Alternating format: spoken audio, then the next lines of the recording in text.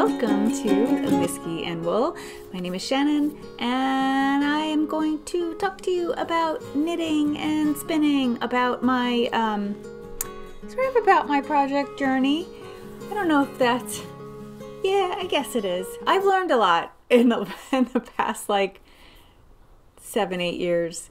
If you're new here, I'm a longtime knitter. I started knitting when I was 17 in the 1980s, and I went on to become a knitwear designer for a commercial company, doing commercial knitwear, which is very, very different from hand knit. I very occasionally could dip into my hand knitting knowledge to solve problems for that company or those companies that I worked for. Yeah, welcome here, welcome. It is a dreary, rainy day here in northern New Jersey. It is Maryland Sheep and Wool weekend. I have a feeling they're also experiencing some rain. It's really, really cold out. It is also Kentucky Derby weekend and Mother's Day weekend. It's a packed weekend. I am home recording this afternoon here on Saturday. What day is it? May 7th. Welcome here. Yeah. I'm drinking some rose tea. I've talked about it before. It's my favorite tea. And tea is perfect for today, for this to stay like, a little cozy and dry. Glad I live in an era where there are homes that are sealed and not leaky. Yeah, so I'm going to talk to you about my knitting projects. I don't think I have a lot to talk about. I wasn't monogamous per se, but I don't have any new cast-ons, nor any finished objects to share with you. But I do have updates on my current works in progress. But before I get into the knits, I am going to jump to what I normally do, which is a little whiskey chat. It will be about 10 minutes. I have a Kentucky bourbon that I got in my Advent calendar from 2021, my whiskey Advent. And yeah, so I decided there was one Kentucky bourbon in there, so I decided that would be the one I would taste today, and then when I'm done tasting it, it's going to become a mint jalopy, hopefully in time for the race. I think I'll be fine. It's still quite early. It's like just around 1:30 right now. Yeah, so if you don't want to watch that, I will tell you where to skip to, and yeah, right now, right to the wool. Hi, I'm gonna do a little whiskey, this time bourbon, chat with you. The difference between whiskey and bourbon is the grain that they use. Bourbon tends to be made out of corn. I'm not prepared to talk about the difference between both of them, but I can just tell you that generally speaking, bourbon is made out of corn, and Scotch whiskeys are generally made out of barley. Bourbon usually does have a bit of barley in it. So today what I'm going to talk to you about is a Louisville, Kentucky bourbon. Today is the day of the Kentucky Derby, and mint jalopies are the regional drink of choice. It's generally drunk when, to cool down in hotter weather. And yeah, so I figured it would be appropriate to do a Kentucky bourbon, and you can see my little fur boy over there lounging, snuggled up on this rainy day. So yeah, I'm gonna taste this. This came with my Flavier Whiskeys of the Galaxy, I think it was called. Sorry, you're not really seeing it too well. It's number 11. This is the way that they give them to you, and then you get a little booklet that tells you what it is, and the idea, I think, is that you're meant to taste it. So I just poured out a little bit because I want to use the rest to make a mint jalopy, which I'll show you also.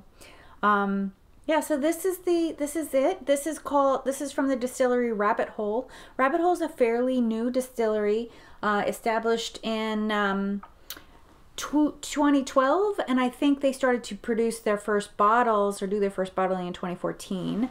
It's established and owned by a man named Keva Zamanian. He is a Chicagoan who fell in love with a woman from Kentucky, and they moved there. He moved there. And decided to open up his own distillery in Louisville, Kentucky, which is a fairly, it's a metropolitan area.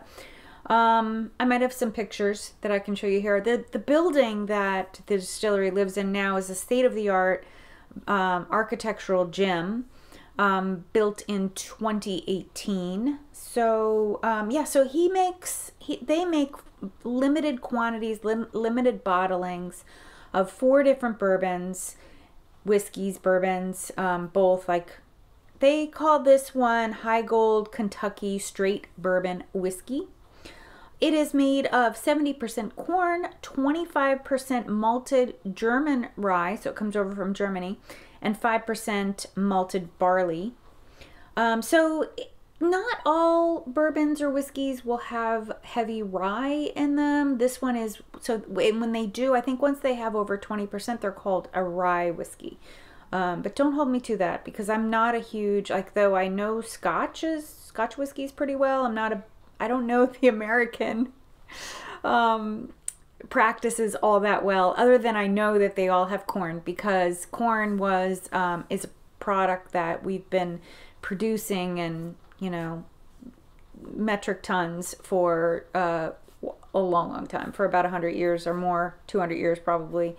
So yeah, because it grows very readily here. It's a native plant to this continent and all of that.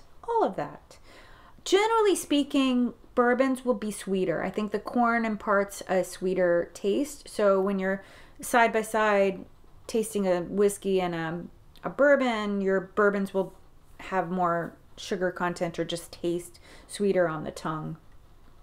So anyway, this particular distillery does a low production. I think they don't do more than 15 barrels a clip to keep that sort of boutique taste to it. So that does make it a little bit more expensive, practically double the cost of what a regular bourbon. So like a regular bottle of bourbon might be between $20 and $30. This particular one is between $60 and $70. So it runs about double. So all that like specialization and handling and stuff of it is part of what is happening there. What else can I tell you about it? This particular one, so they have 4 different ones. I probably put a picture on screen of the 4 different whiskeys that this company makes, and or bourbons and whiskeys. Yeah, so this particular one I'm tasting is the High Gold. So High Gold is named after a man named Christian High Gold, who was a German man who transplanted to, immigrated to the United States and spent most of his time around Louisville. And yeah, so I don't know what he did that's remarkable. So sorry. But the other ones are called Cave Hill, which is a 4-grain, Derringer, which is a straight bourbon whiskey finished in the Spanish sherry casks, and a rye whiskey, Boxer Grail, which is, I think, more heavy rye. This one's called High Rye. It has only 5%. Actually, I'm going to click on that just so that I can understand the difference, because I'm curious about that. Yeah, no more than 15 barrels. Yeah, they don't. Oh, okay, here we go. 95% rye. So the other one is, so this is 25% rye. The rye whiskey is 95% rye and 5% malted barley. So wow, so that it's got a more grainy taste, I think, rather than the sweetness that you get from the corn. So yeah, and that's a rye whiskey. This is a bourbon, which has got the corn in it. But yeah, that is the story with this. The High Gold. So all of bourbons and whiskeys generally come out of the distillery clear, and then go into a barrel, and that's where they get the color.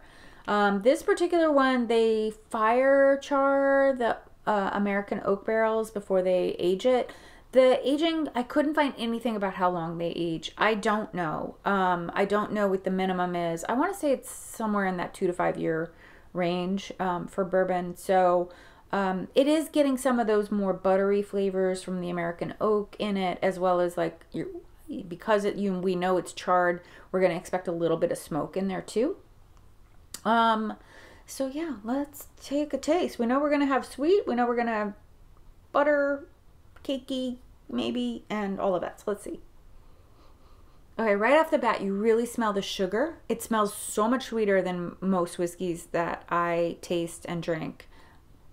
I like bourbon. Like, just to give you an idea of like what I prefer. I would prefer a whiskey because I don't really like cloying sweet tastes very much. I prefer more smoky tastes and more spicy tastes. So if I'm gonna have bourbon, I'll usually put it on the rocks, get it nice and melty and watered down so that it cuts the sweetness for me. Or I might have it in like I would do a rye old fashioned, for example. I like mint jalupes occasionally. They're very sweet too. You're gonna see I'm gonna end up putting a lot of sugar. It's basically bourbon and simple syrup with mint. That's a mint jalupe. And a little splash of soda if you want. So yeah, sweet. Lots of sweet cookie cake smells. There's a hint of smoke in the background and maybe a little bit of spice. I'm not really sure. Cloves, I would say maybe, or even just allspice, like a pumpkin pie, apple pie smell. Let's taste it. Ooh, wow, it's really smooth.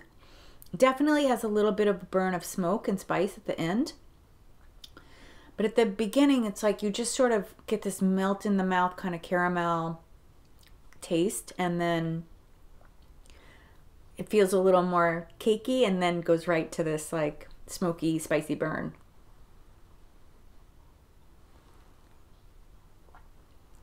In a pleasant way though. Actually, I taste the smoke in the middle. It kind of lingers through the swallow. That's really, really good. All right, let me see what the specialists say, the professionals say about it. Okay, so since this is from Flavier, I have a fiber wheel, which I'm going to share with you. Oh, they talk about a toasted oak taste. Mint. Interesting, because I'm going to be adding mint. Vanilla, toffee, cinnamon, spice, and butterscotch at the end. They don't really talk about a smoky taste, so I wonder what I was tasting that was smoky. Here, let me go through it. Okay, on the nose, butterscotch, apricot, cinnamon, and honey. So the sweetness is honey flavored. The palate, rich, bright, toasted wood. So that's the toastedness is where I'm tasting smoke. Lemon, Meyer lemon, brittle vanilla toffee, nice spiciness, and a hint of mint. Interesting. That's really, really good. I would definitely buy a bottle of this. I think it's got a nice, it's a little more complex than probably the lesser expensive or, you know, more mass produced bottles of bourbon that are on the market. So over here on another professional tasting site, here's what they say. On the nose, caramel gingerbread sweetness rising from the glass. A quick swirl reveals apricot and a touch of oak, adding a layer of dimension. Sweet brown sugar and caramel contrast with rye spice and burnt oak on the palate. The overall impression is characteristically sweet. The delivery is surprisingly gentle considering the proof and bourbon is relatively thin. Despite this, it's an enjoyable combination of flavors few will find fault with. A crescendo of rye spice briefly surges in the finish with sweet flavors of vanilla, caramel, and gingerbread rushing in. So clearly, they know more than me. Yeah, so there you go. I hope you get a glass of your own. I hope you're enjoying, if you like to watch the professional or the Triple Crown. I really just watch the Triple Crown horse races. Yeah, I enjoy it. So I'm going to go make a mint chalupa, and I will put a little footage in here showing, maybe talking about the process of making it. And yeah, see you next time. Okay, here is a mint chalupa. So it's just about 2 ounces of bourbon, an ounce of simple syrup, some fresh mint leaves. Shake it all up. I use this lovely little shaker right here. Shake it all up and pour. And then you can put a splash of seltzer on it on top if you want. If you want to like cut the strength of the bourbon. This is a very smooth bourbon though, so I'm not having any trouble with the taste of it. So yeah, it's all good. Hope you get one of your own to try soon. They're so good, so tasty, very sweet.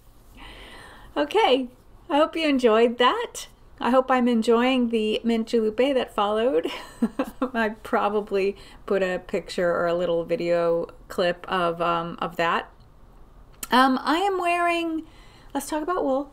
I'm going to talk about what I'm wearing and then what Martha's wearing. This is a whip, one of my whips.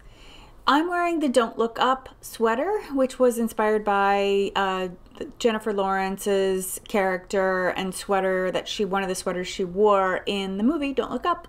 I talked a lot about this sweater when I finished it 2 weeks ago, so you can just go back 1 episode and hear a lot more about it. But otherwise, I'll just have the pattern and yarn info down in the description box down below. It is all my hand spun yarn, so it's my first like colorwork sweater where I used all hand spun. It's really lovely. Yeah, I love it.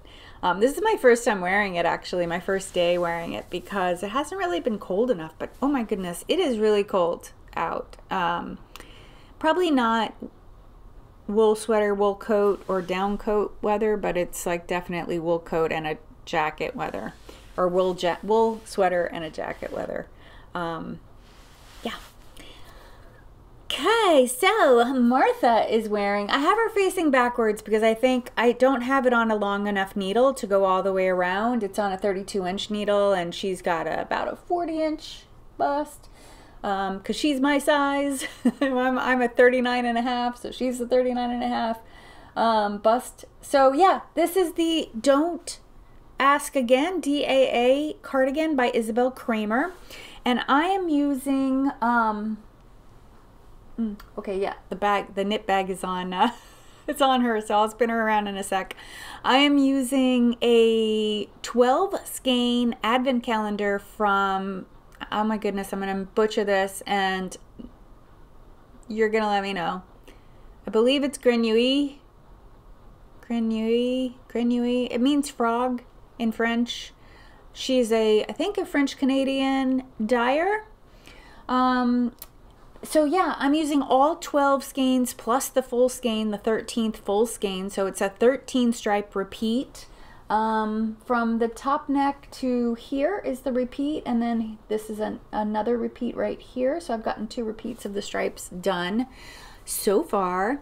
I really love the way these colors work together. The sweater is designed to either be, the pattern is designed to be either 1 color or 2 colors, but many of her testers kind of mixed it up with the striping and did multiple colored stripes in a lot of different ways. So if you just go on Instagram or Ravelry and put in the DAA sweater, you'll see what I mean. You'll see like all the different striping patterns. I was inspired by Mel of Cozy Cardigans, the Cozy Cardigan podcast. Mel is also the yarn dyer for Little Big Yarn Co. And she got the 24-day advent from Grenouille, and yeah. And I lost my train of thought because I was like, did I say that word right? Anyway, yeah, she got the 24-day, and so she kind of curated a collection of, I think, 14 or 16 color stripes and was working it. And I was like, oh my goodness, my 12 skein will work just fine. I really love the way it looks. It's sort of a tumnel, but I will definitely be wearing this as soon as it comes off the needles because it is it's a fingering weight, superwash yarn sweater, and that is perfect for spring, summer around here in this, and fall too, in the transitional seasons especially, and also like because of the air conditioning in that we use so heavily in the summer in this area in the Northeast. So yeah, there's a little tiny faux seam. I can actually take it off, you know. I'll do that. Wait, should I turn it around first so you can see the front? Yeah, no, let me show you. I can show you much more up close with the colors and such. Yeah, here you go. So it's got some faux seaming both down the center back and along the armholes, and then those continue on down. Sorry about the clicking, my needles are hitting the mic. Yeah, and then down the side right here. So those get carried all the way down to the ribbing. There is an option to do pockets too on this, which I'm not going to do, because the last time I did pockets on it, Isabel Kramer's sweater, they were so little and useless. I was just like, why all that work for a useless pocket? I just don't want to do that. I know, yes, I could do, but it's a fine gauge sweater. I don't really understand like putting a pocket on a fine gauge sweater. You might disagree, that's fine. We can just not agree. It also has a saddle shoulder construction where you this sits across across the shoulder like that, and then begins like this raglan shaping. I did mod it a little bit because it seemed like I reduced the number of rows that you did. I absolutely got gauge with this, so I hit the gauge. What I didn't like about the pattern, what I noticed about the pattern was that the measurement for the drop from the front neck to, or wherever the measurement was, to here, so these two, between these two places in the pattern, it was off by row gauge, by row count, by a lot. It didn't quite match. I think maybe I didn't get gauge. I'm slightly off. I think I'm slightly off gauge. I don't remember at this point now. I'm completely confused. I'll probably put some clarifying words on screen right now.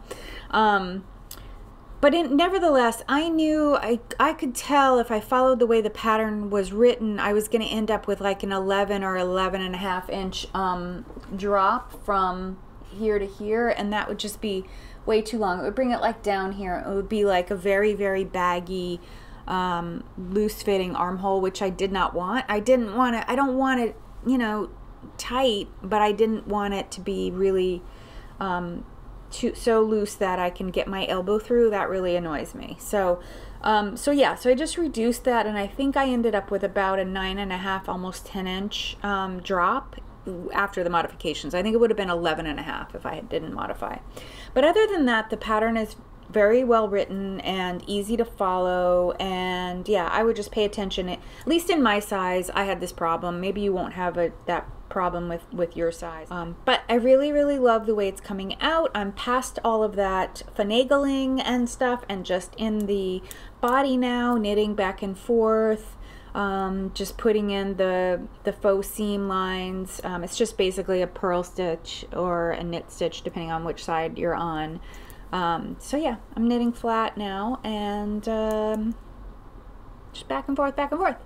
I think I have to do one more full repeat and then maybe a few more stripes, and then I go right into the rib bottom, and then knit the sleeves and all of that. And as I've been working on this, this is the theme of all my whips. I'm worrying about playing yarn chicken, but I think I'm okay. So this is the color I'm knitting with right now. I have one more row to do. Wait a minute, how come I can't find it? There it is. So this is what I have left of the mini, which is pretty substantial, and I'll probably use it one more time for one more stripe maybe, and then it just goes to the sleeves, like each color. So I think it'll be okay. Let me see if I can redress her so you have something to look at besides just a white t-shirt. if you're interested in knitting that, if you like the sound of this pattern and you think you'd be interested in knitting that, I will be sure to put notes about the modification I made on my Ravelry project page. And if you're not on Ravelry, just send me an email and I will, or put a comment below, and I will try to explain what I did, without, you know, getting into a lot of detail here, because maybe people aren't interested. Yeah, I think I already have a lot of notes in the Ravelry page, because I tend to write my own notes just in case I ever make a pattern again. I want to remember what it is that I did, what it is that I modified. So yeah, that is that whip. I really thought I would be further on this whip than I am on this next whip. I thought that because this is really, really addictive, where you're just like, you know, just 4 rows and you're changing stripes, another 4 rows and you're changing a color. It's really fun. And it was like, I do find though that I'm like super motivated to get through the yoke shaping and all of that. Like, I always want to just get through the yoke and get down to where you're split for the sleeves. And when I get there, I kind of kick back a little bit and cruise. So I'll push myself to work on one project and get all the way through that section, and then I'll put the project down and pick up another one and push that through. And then in the meanwhile, this becomes like very easy. Like this for the past couple weeks, once I got into the post armhole spot, it was just my, I'm going to knit while I'm in a meeting piece. So yeah, so that's what happens to me in my knitting. Yeah, and I have another whip that I showed you last time, which was quite small, and this one is almost done. I'm almost done with the body. I was going to push myself to finish it today before I started recording, but then I just thought that was too much pressure. So I stopped. And there's another problem too, which I'll tell you in a minute.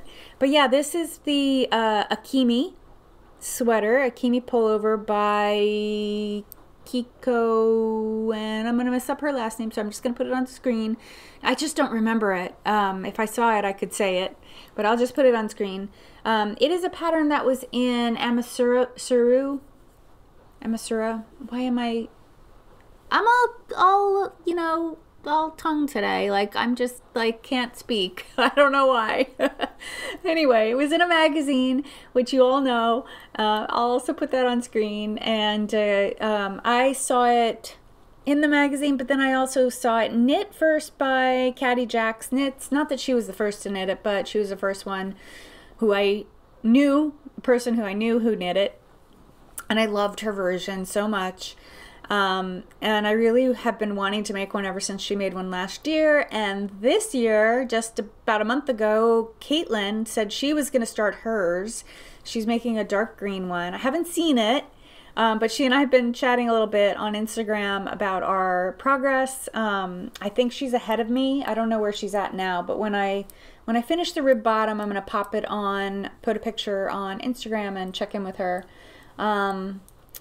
But yeah, this is a really fun pattern. I am using some different yarn than what's called for. What's called for is a Japanese yarn that's supposed to be a DK, and it's got kind of a little texture. When I looked at people's pattern pages, I love looking at people's pattern pages, by the way. Like, if on Ravelry, it's like a very, very convenient way to sort of see what people are doing. What other people's experiences have been with a particular pattern, and I can really understand a lot. Like, there's been a couple patterns that I've been really interested in making, and then when I looked at other people's progress pages and stuff, I lost interest because I was like, I don't know if this pattern is really really working well. As per usual, I'm getting so thirsty from talking. I decided I really, really wanted like something in this minty color. And so this is beautiful 100% Cormo from Moondrake Yarn Company. I think she's in Oklahoma. Moondrake Yarn Company. And it is a sport weight yarn. And I got gauge with this one. This one I know I definitely got gauge. Yeah, and it's so funny because as I was like navigating this sweater's yoke, I was also navigating that sweater's yoke, and I was doing a lot of like questioning about what was the proper length for the yoke. This pattern for my size, they were recommending that I have, I think, an 11-inch yoke, which I knew was going to be too big. So I did do some modifications. I eliminated some of the stockinette rows, actually between this section and this section right here. Because a few people who had made it in their project notes had said that they didn't want the fringe, they thought the fringe hit them too low, or you know, in the wrong place. Like, you definitely would not want that fringe sitting across the apex of your bust. So I knew I wanted it a little bit higher, so that was one reason. But then also I wanted to shorten that armhole because, again, I didn't want an armhole, like I didn't want a very droopy armhole. I think you can see on this one, here's the t-shirt sleeve, the actual armpit's way up here. So this is about, like, I know for me this measurement is about 7 3/4, so I need it to be at least 8 1/2 to have a comfortable fit. 8 1/2 to 10 is probably pretty good. I would say this one is about 8 1/2, maybe 9-ish inches. It's going to be bigger though because superwash grows, so when I block it, it'll be bigger. This one, I think I cut it by 1 inch. I think they were recommending 11 1/2 and I went to 10 1/2 or 10 1/4, something like that. Yeah, so I just reduced the yoke, and I was also concerned that it was going to be very, very big and baggy, which I do want a baggy. I did want a more baggy sweater. I wanted the fit of the way that the garment was intended. I didn't want a more fitted look that Jackie did. I think Caitlin's going for a more fitted look, which, you know, everyone should make the fit they want, right? So yeah, so this is a little bit on the bigger side, more looser fitting, but nevertheless, I thought a 10-inch yoke was plenty. Again, I have mod notes. I definitely believe I put mod notes down. If I didn't, I'll go and do that after I record. Yeah, so, and other than that, I didn't do any other modifications. I just knit the body the way that the pattern intended. I really, really love the look of this textured section here. So I think what gets all the attention in this sweater is this fringe, and I made mine very small because, you know what, I don't really like a lot of tchotchkes hanging off my body from my clothes. I don't really like baubles very much. I don't like fringe and tassels dangling from me. I just don't like that, and I just don't like tchotchkes all over my shirts and blouses and stuff. So I went with a very modest fringe. I know a lot of people did much longer fringe. They went really crazy with the fringe. I think this is fine. It's actually going to get bigger when it blocks. The thing that I can tell you about this loop stitch, it was really, I mean, you can look up loop stitch on YouTube and you'll find tutorials on how to do it. It's sort of like doing a really massive yarn over, and the pattern recommended using like a ruler or a credit card, but I can tell you, like, the way you do it, you do like it's almost like knit front, knit back, KFB, but with this extra slack that you're doing in between that, in between the FB. And it's not secure. It is definitely not secure. So, I mean, I think the idea of like using a ruler or a credit card or something stable would be that your loops would all be the same size, but I can tug on them and they'll change. So if there's a short one, I can pull it and it becomes longer. So I didn't find, like, I just used my thumb. It worked fine. I know you're like, you can kind of like change where you're holding the yarn and stuff with your thumb, so that could make a variation. But to be frank, like, can you tell that there are different sizes? Not really. So it worked just fine. And I did go back a few times and just kind of try to even them out. I think it would be really useful to block that part using a blocking wire, putting a wire through there. I might just end up using a flexible needle cord just to, you know, put it all the way through, all the way around, and pull it and pin it in place so that those end up nice and straight. We'll see.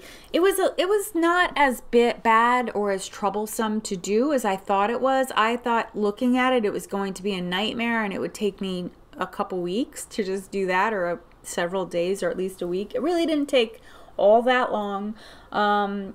It wasn't that bad to do, and yeah, I mean, I did see some people, I guess another way you could do it if you really wanted fringe, you could like hand knot each piece if you wanted. I did see some people had cut the loops. Like you can see these are closed loops. Some people cut them, which I would not have done, because a little bit of tugging and those yarns can just pull right apart and you'll end up with, you know, a bottom and a top of your sweater. So, unless you're going to go back and make a knot for each place that you're cutting it, I would not have cut that, because it is just a continuous loop of your knitting. Yeah, so which made it a little, like maybe if I made longer ones, it wouldn't have been as troublesome that way, but I'm happy with it. But the whole thing, you can see, has like this variety of texture throughout. Really, really cute. I am on the rib bottom at this point. And yeah, so far so good. I actually may, at this point, I may do a little bit more knitting of the rib and then leave it on needles without binding off, because I am almost out of yarn. This is all I have left for my sleeves. I don't know why I did this. I only bought 3 skeins. I should have bought 4. I just ordered this morning the 4th skein, and I'm a little concerned that I'm going to get a different dye lot. These 3 skeins that I have now are spot on exact matches. I expect the skein that I just ordered to be a completely different dye lot and not be a good match. So I think what I'm going to end up doing is alternating skeins of this with the other one to get the sleeves done, because I don't think this is about 70 grams right now of a 100-gram skein, and I don't think this is enough for 2 sleeves. I think I could get like 1 1/4 sleeves done, but I don't think I'll get 2 done. So, and then I also thought, you know, maybe I want to make the ribbing a little bit longer than it calls for to get like a little more length. Oh, this is like a pretty good length for the sweater. Yeah, that's pretty good. I mean, I probably want it to be a touch longer. Yeah, it's supposed to have another like 1.5 inches, so I think it'll end about here, which should be pretty good. So yeah, that is my my woe with the Akimi. Just my own damn fault for not for thinking like it's a fingering weight, not a sport weight or DK weight pattern. So yeah, fingering weight 3 skeins usually does me. But in looking at the yardage, I should have gone with the 4th skein. Yeah. The yarn ball rolled away, so I'm just putting that over there. I made a tiny bit of progress on my pure mesh pullover. As I told you last time, I've been talking about this now for 2 episodes. I am knitting it on a smaller needle. I'm knitting it on a size 10. I think the size that the pattern calls for is 13 or so, size US 13. This is a 6mm US size 10. And yeah, so I am knitting the biggest size to get to my size. So I'm knitting like the size 56 inch to get to a 40 inch. And I also, I ripped out last time because I wanted to add on ribbing. So I added on a small rib bottom to it just to give it some extra stability. And yeah, just knitting away. This is knit in pieces. It's basically 4 rectangles, your front, your back, and your sleeves. And maybe, I think the sleeves do have some decreasing if I'm not mistaken. And yeah, and then you stitch them all together using mattress stitch. Everyone who's made it has talked about what a fast knit it is. I don't knit on it very often because I do need to look at what I'm doing. It's a stitch that I cannot do without looking. So yeah, just it's not going as fast. I mean, sure, when I do, like, if I spend like 20 minutes even knitting on it, I can get like a pretty nice sizable amount of fabric made. But yeah, the idea with this is that I'm gonna kind of make it a crop top, like not vest exactly, but I think it's gonna be like this. So I think this is gonna be just like, my waist is here, so it's gonna be just below the waist. I thought about making a really big rib, but then I was like, I don't really want to make a really big rib. I don't think that would be comfortable. I think this will be more comfortable, but I won't be wearing this on its own. It'll be a layering piece, either layered over or more likely under other things, so that what you'll see is the mesh around the neck and then mesh sleeves. So true to theme too, I am using, I have one skein. I am worried I'm not going to have enough, because it would be enough if I would knit the way the pattern is written, because it calls for like 300 yards of lace. I have one skein of this discontinued Knitting Fever Cash Fino, I think is what it's called. So it's a merino cashmere 70-30 blend, and it's a lace weight. I bought it for some other project many years ago and just put it aside thinking, oh, I'll use it for something. Yeah, so kind of worried. I am waiting to hear back from someone that had posted. There's a lot of people who have this yarn and have just one skein. So I went on Ravelry to look at destashes, and there's a couple people that were destashing, so I'm just waiting to hear back. I don't know that I'm gonna need it, but I just want to have it just in case. It's not expensive yarn. I think I paid like $13 or $14 for it, so I'm hoping I can get it for less than $20 with shipping from someone, so just so I have it. And I'm not worried about dye lock because this is commercial made, so yeah, and it's black. I don't think there's gonna be a lot of difference in the color for that.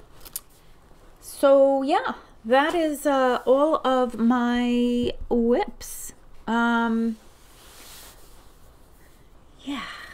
I don't have any new cast-ons. I have a couple things that I want to cast on. I have the yarn all caked over here and ready to go, but just haven't done it yet. And also spinning, no spinning. I don't have any spinning to show. I didn't finish anything. I spun a little bit, really didn't spin too much. I have been like having the most stressful couple of weeks because it is the end of the semester, and there is just this gigantic push to get agenda done, like to get things that we've been working on all year from an administrative view done. And then also the end of the semester just brings its own stuff. Like, even if I wasn't involved in the administration part of my, I work in a university, so in my university job, there just would be all this end of the semester, commotion from students, generated by students. So I have that student commotion, and then all this administrative, like, get this done.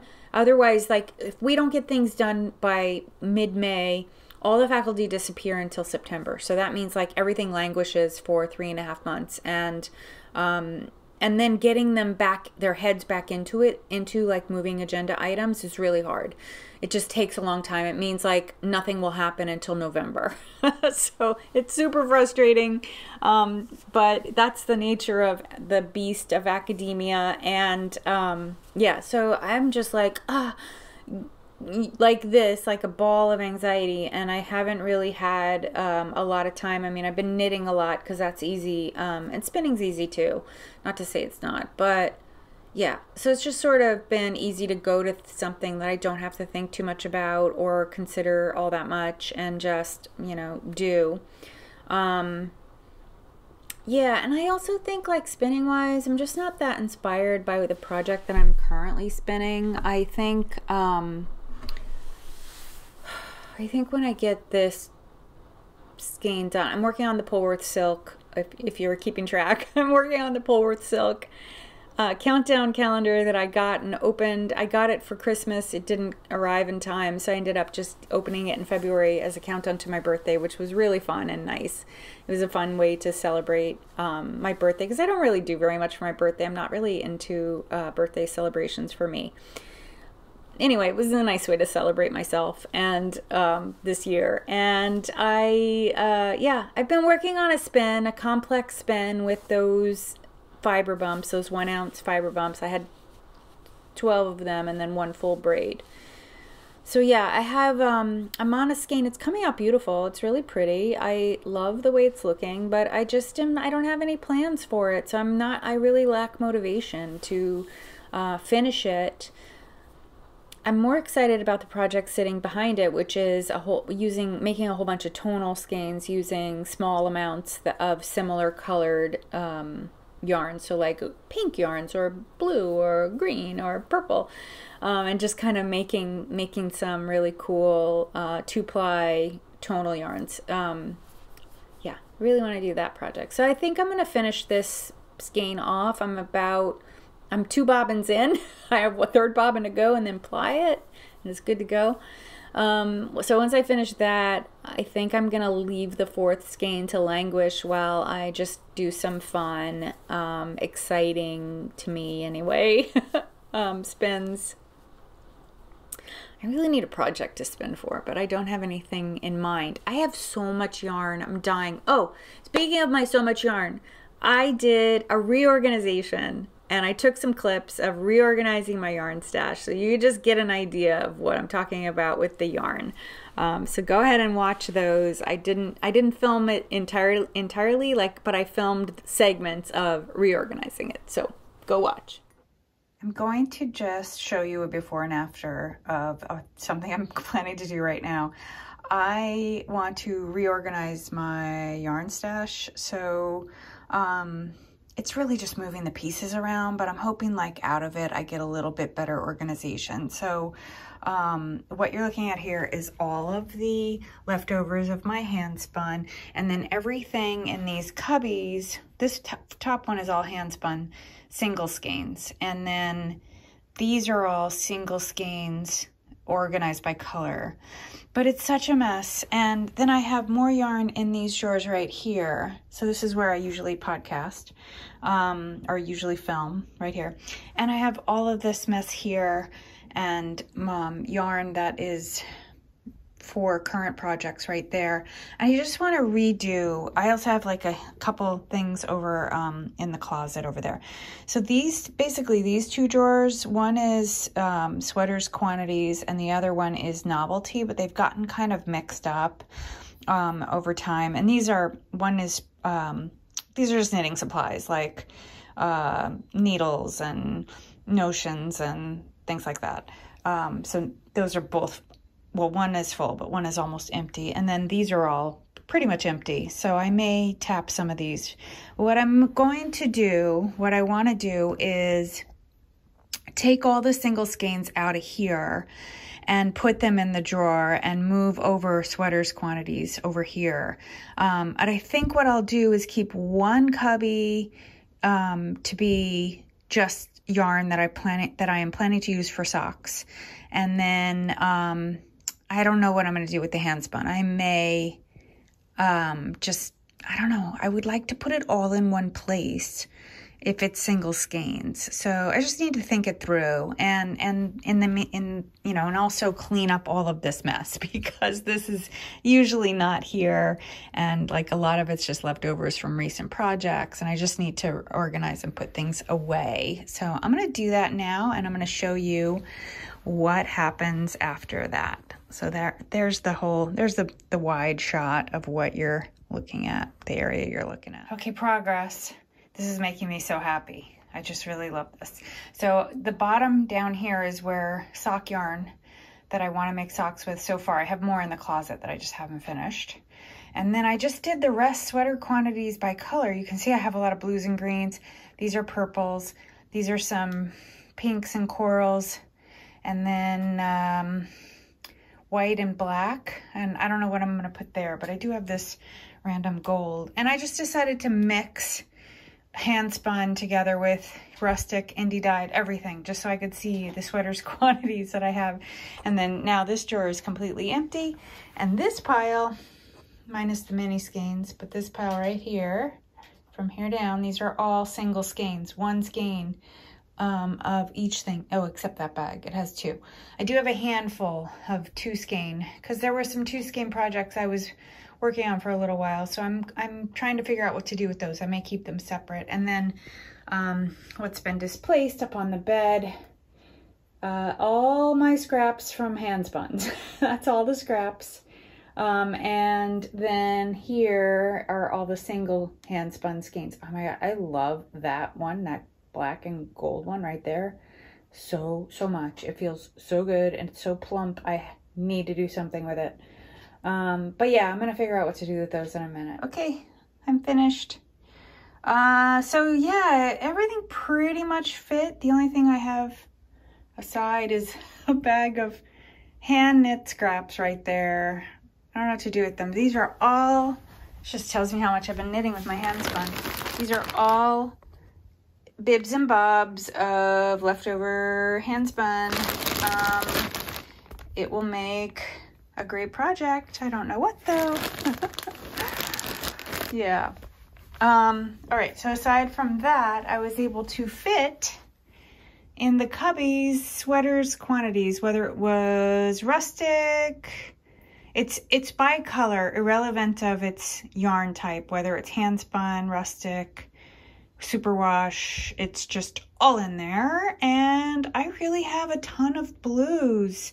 Funny enough, I also have over here that are in 2 quantities. I have a blue and a purple and a sea glass green kind of color over here in this basket. This is usually where I put my yarn that is imminently going to be cast on. And then I have another sweaters quantity of a pink right there. This is going to be my next daily pullover, which I should have on the needles pretty soon. But yeah, I'm super happy. What I ended up doing was this drawer right here is all the single skeins of superwash.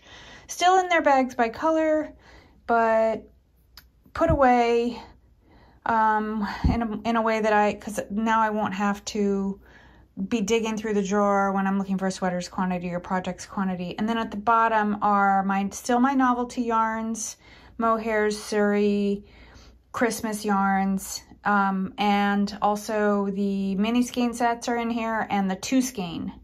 I have like 4 or 5 sets of 2 skeins. And then I moved over into this drawer, the single skeins of hand spun, pretty much. I left a few out.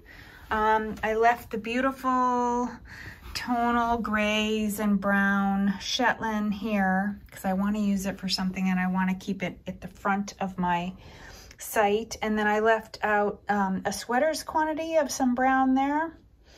I just need to find the best project for it. These 2 browns won't go together, but that's really beautiful. It's from John Arben. It's like a purpley brown. And then some single skeins that I really love and I want to figure out what to do with. They just didn't fit in the cubbies anymore. And then this little pack here right above the books is some single skeins of sport weight that I got from La Bien-Aimée that are all that Miyazaki series. So I'm going to do something with them. I'm just not sure what, but I just love them so much. I wanted to be able to see them. So yeah, this is my reorg. I still have to deal with the top of that, but my son is about to be here. He's driven up from Texas and I'm so excited to see him. So I'm going to end this and I'll check in with you later. I hope you enjoyed. I hope you enjoyed that. Yeah, so I reorganized it. I love it. I love the way it's reorganized now. It's super interesting to me to see, like before with all my single skeins, I had just a rainbow of colors. I have a shade of everything. But when you look at my sweater quantities, it's a lot of neutrals and a lot of blues and greens and Yeah, there's some color in there. There's some color. But yeah, I don't think you can see because my chair's in the way. You can see a little bit over there. Yeah, I really, really love it. Yeah, so that's all I have for you today. I do have a new segment I want to try, but I just don't have the bandwidth to do anything about it right now. But you can help me by bringing your ideas to the table. The new segment is called the science behind the myth. So the idea is that if there's a myth about knitting or fiber, that that you ask me about it, and I'll go do some digging to figure out what I can find out about that particular technique or thing that you heard or things like that. I know I last time talked about doing a hand knit hygge box or like a hand knit comfort and joy box for the holidays, or hand spun yarn. I do want to do that. I just need to get through the next couple weeks, the next week really. And I will then put my mind to, you know, organizing something like that and working with other makers and kind of coming up with a really beautiful holiday celebration box that you can open, you know, whatever holiday you celebrate. So I'll have more details. I'll have more. I actually have a survey. I want you to help me. I want some help marketing what should be in the box. So I kind of may use you all or whoever's willing to answer the survey as a test, as my marketing group, my marketing research group. So yeah, so watch for that. I'll have that next time. I'll have that prepared for next time. To just find out what it is I should be focused on for that. Thank you so much for being here with me. I hope you enjoyed the clips of spring flowers and the beautiful lilac that I showed in the beginning of the clip. I think I already showed you the clip of lilacs, but there were other flowers that have bloomed since that I will just put clips in for you to enjoy. Also, my son and daughter-in-law and granddaughter moved to Maine, so they are now much closer. They just moved this past weekend, and I have a little clip here at the end of my cat meeting their cat, because my son stayed here with his cat, and yeah, my cat was terrified. Their cat was fine. He was, you know, very curious about my cat, but my cat was absolutely terrified. So yeah, after this brief meeting and me seeing how scared my little guy was, we just kept them completely separate and didn't let them see each other again. They were only here for 2 nights, so it wasn't a big deal, and it did take a few days for my cat to settle back down, but he's fine. He's eating and sleeping, and he's doing all the kitty things that he does.